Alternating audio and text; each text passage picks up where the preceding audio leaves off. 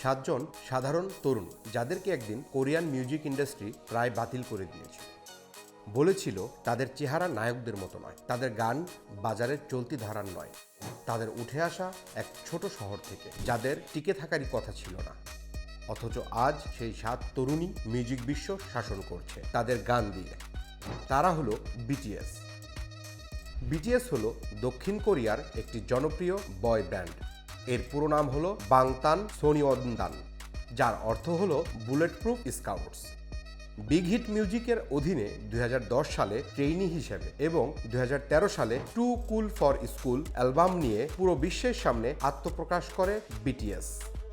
এই ব্যান্ডে 7 জন সদস্য আছে: জিন, সুগা, জেহোপ, RM, জিমিন, ভি এবং জিংকুক।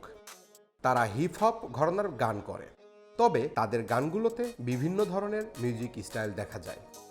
আর সম্প্রতি তারা গড়েছে এমন এক রেকর্ড যা আবারও প্রমাণ করলো কেন তাদের মিউজিকের রাজা বলা হয়।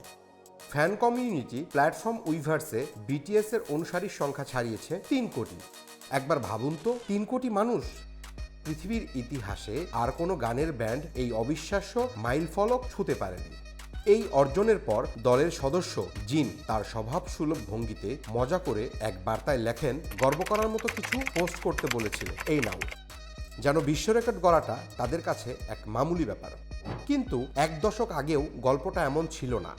শুরুতে যখন বাংতান বয়েজ নামে এই দলটি আত্মপ্রকাশ করে, তখন কোরিয়ার বড় বড় ব্যান্ডগুলো তাদের নিয়ে উপহাস করেছিল। কিন্তু তাদের কাছে ছিল এমন এক অস্ত্র যা আর কারো কাছে ছিল না, আর সেটি হলো তাদের সততা। যখন অন্যরা গাইছিল মিষ্টি প্রেমের গান, তখন বিটিএস গাইছিল তাদের নিজেদের গল্প, তাদের হতাশার কথা, স্বপ্ন দেখার কথা, মানসিক স্বাস্থ্যের সংগ্রামের কথা। তাদের গান হয়ে উঠেছিল বিশ্বজুড়ে লক্ষ লক্ষ তরুণের না বলা কথা, তাদের মনের আওয়াজ।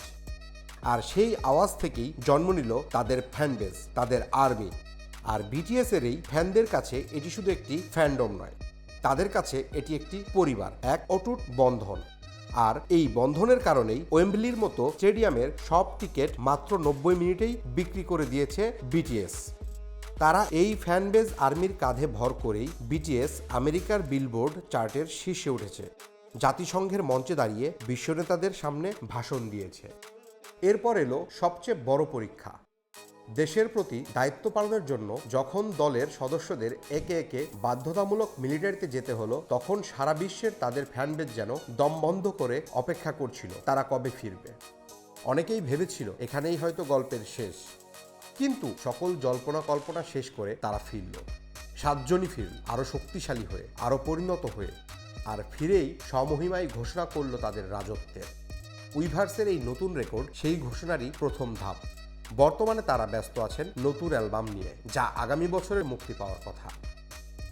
7 রাজার এই প্রত্যাবর্তন বিশ্বকে জানিয়ে দিল গল্পটা এখনো শেষ হয়নি, বরং আসল গল্প তো এখনই শুরু হতে চলেছে।